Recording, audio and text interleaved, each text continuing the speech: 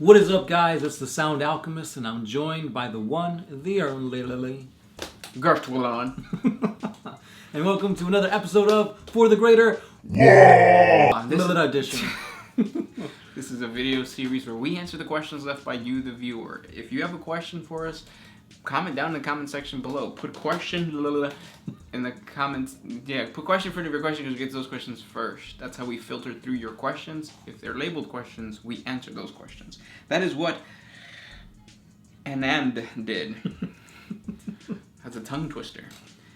Have any perpetuals ever fallen to chaos or become demonically possessed? Hypothetically, if a perpetual was possessed and died, would the demon be banished to the warp, or would it reincarnate alongside the perpetual? Finally, if a demonically possessed perpetual was stabbed with Fulgurite's blade, would the demon possessing them also become permadeaths? Like dead permanently. Oh, or simply banished back to the warp. Thanks in advance and keep up the great work. Also, sweet DBZ shirt. You don't have the DBZ shirt no more. You have the Mexico shirt. I do. So yeah, the short answer to your question is but in reality, Gersh was telling me earlier. Well, I'll let him explain. Go ahead. So here's my thoughts. A demon prince is already a perpetual, or pretty much any demon is already a perpetual because a lesser demon is not. A lesser demon is just a representation of the chaos entity, which is a perpetual. But so you have what's his name? Dude who got his heart carved. Mortarion. Yeah, Mortarion comes into reality. He gets his ass beat by pretty much everybody, and then he gets sent back. So in a way, you can't really kill Mortarion, because whenever you kill Mortarion, he just goes back into the warp. Same thing with a demon. Whenever a demon possesses, what is that called? A demon host, and the demon host gets killed, the demon doesn't die; it just goes back into the warp. So in a way, if you are a demon, you are a perpetual. Chaos gods are perpetuals because they exist forever. Perpetually. Yeah. But I mean, that, because it's also confusing, because like if they're talking about perpetuals in the sense of like Vulcan, for example, he comes back right away. Cut off his limb, it'll regenerate. Behead him, somehow he'll come back to life. But with like a demon host, for example, cut off their limb, it's not going to regenerate. But you kill him, the demon itself would come back. Right. So it's wishy-washy. And like even if you're looking at a warp spawn, I think they're called, or like we'll talk about a demon prince. So if you chop the hand off of a demon prince, technically, if the god wants to, the god can just have it regenerate. Especially Nurgle. That's what Nurgle does. He just generates limbs, right, and whatnot. So in a way, worshipping chaos makes you a perpetual. Now, can a perpetual like Vulcan be chaos, or yeah, can he be possessed? And then if he dies, no. Okay, so if Vulcan, who's a perpetual, gets possessed by a demon, and then the demon, or Vulcan, gets killed, but because he's a perpetual, he regenerates instantly, does that mean that the demon stays with him? I feel like the demon would still go back to the warp, but Vulcan would regenerate. And the reason for that is whenever you bound a demon to a perpetual, or just any host, there's binding rituals. So it's in order to kill Vulcan, you have to destroy the binding ritual, which doesn't free, but like the way I guess you would say it frees the demon to go back to the that's warp. like an anchor for the demon to stay in the material world. Yeah. Once that anchor's gone, demon goes back. Yeah. Hope that makes sense. Yeah. I It's really tricky. hope GW would like dive more into the lore for perpetuals, because that's a really cool avenue that I feel they don't really talk about. Yeah.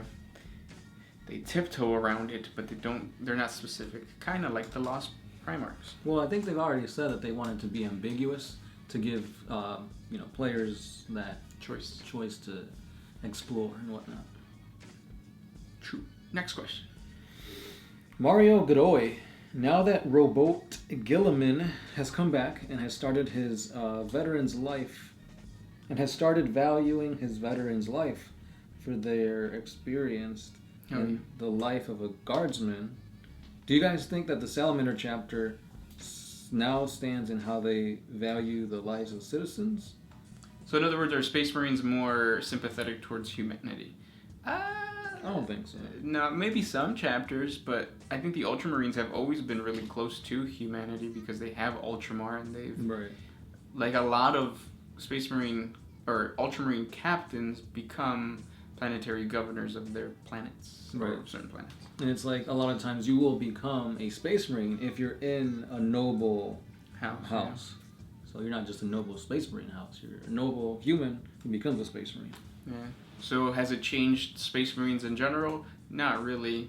Maybe a little bit more in Ultramar, but not to the extent of like every Space Marine chapter now believes what the Salamanders believe. Right. Next question comes from DFool06. Which race has the most powerful fleet in terms of quality and quantity with Milky Way Galaxy? That's a tough one. I'm going to say the Orcs because quantity, never ending. As long as there's asteroids, there's going to be Orcs. And quality, you might think like a rock is horrible quality, but like it doesn't matter if you destroy it. There's more. So what's better? Something that you don't really care that it breaks, and you can just keep bashing your enemy with more and more, or something that you really want to, keep intact and you don't want to lose it, so you only use it every few or whenever possible. Whenever, yeah. What do you say? I was going to say the Tyranids because they're pretty much never ending as long as they have what's that thing called? Organisms? No. What do they eat? Biodegradable transfusion. As long as they eat biomass. There you go. Biomass. However, I would say they're not the best in quality because obviously you have the lowest. There's ranks to it, so it's not like all their forces are elites. But yeah, Tyranids. Yeah. Next one. I have one from Jelly Drummer 123. Jelly Drummer. Would you ever want to see a 40K animated series? Yes, of course. I think everybody would want anything 40K to be in TV or the movies. Mm-hmm.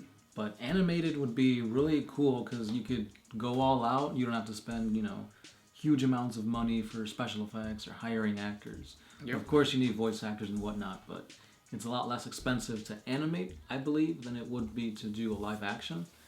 And you can do a whole much more with animation. You can do so many different things that you can't do with like a movie. Yeah. Yeah. It's easier. Yeah. And like when we see the trailers for like the Inquisitor thing, like that gets me excited because the quality of that in an animated series would be awesome. Next question comes from Puff Puff 1 or Puff Puff Puff 1. When do you guys sleep? Love your channel. Guys, keep it up. I don't. Sleep is for the wicked. And Gersh is the opposite of that. I am holy.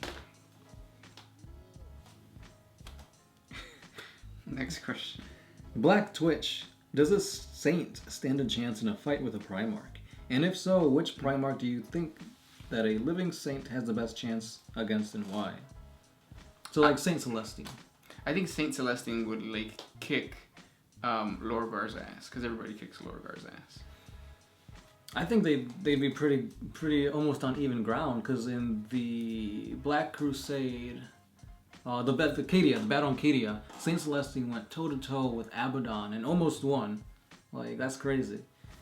But yeah, I gotta give her props. Saints are really powerful because they're literally being powered by the Emperor.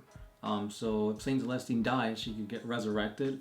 She can also heal herself.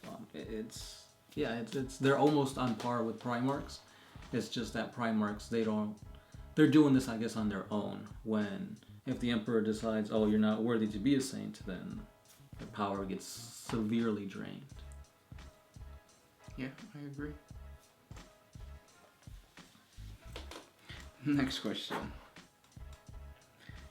I have one from Random Drone. Do Tyranids eat each other sometimes? Sometimes. I think they're from different hive fleets they fight. Mm-hmm. But I don't know if they eat each other. Well, I think he means like consume their biomass so that they can gain whatever that Tyranid has gained. Oh yeah, for sure. For sure. What would be interesting to see is if a Tyranid Hive fleet encounters a splinter fleet that's been corrupted by Nurgle, would they consume that biomass?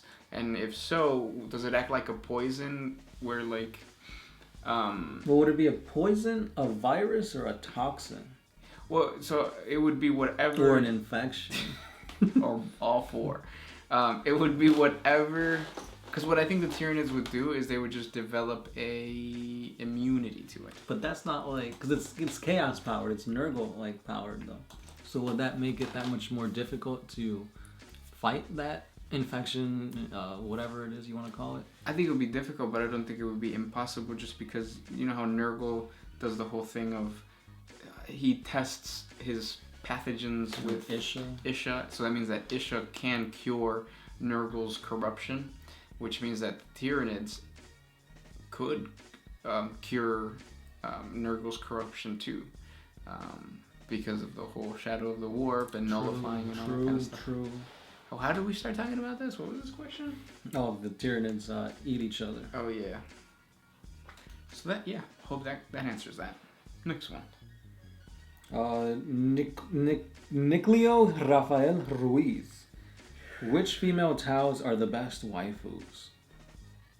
I can only think of one, and that's Shadow Sun. No, isn't he just saying like in general? No. Right? Is it? Well, he says why female Taus. Oh, why are they the best waifu? Because they're for the greater good, and for the greater good means it's for the greater you. And they got hooves. Hooves. Stepping. Last question. What you got? What you got? Let's do a Dorian 24. Do you think it's possible for a giant orc to revive the Emperor to his full power and glory? No! We've talked about this a lot. Orc Wa energy doesn't work that way. Let's finish this question. Oh, sorry. So let's put the fact aside that orcs could never do something like this, but is Orc Wa energy that powerful? No! We've talked about this. It's not. They can't just wish the Emperor back. They wouldn't even contemplate wishing the Emperor back. Right, but he's saying if they did contemplate it, well, if it did happen. Then you just throw away the whole lore of the Wa energy, and at that point, you could just make shit up. You could say that the orcs all turn into Goku, and then the orcs become the new Saiyan race, and then that flips into the DBZ world, and then Vegeta turns out to be a Tau, because he kind of looks like that. Because he has that blue thing. And then you could just throw everything that you hold true about the lore of 40K, and then you could just start watching the Backyardigans. We are going on a trip on my favorite rocket ship. Going to the stars. Little Einsteins. That's not even the right. No, cartoon. It's not. But a new Broly movie coming out. Yes. Which is going to be canon. It is. It's canon officially. Like, Broly is now part of the fam. And those were the questions for today, bro. If you guys have more questions for us, comment down below. If you guys want to talk about Wa energy some more, I would be happy to answer that. Just don't let it turn into the Kroot thing. It'll become that. Yeah. Just because you said it. That's it. This is the Sound Alchemist. Gershwan. And we are out of here.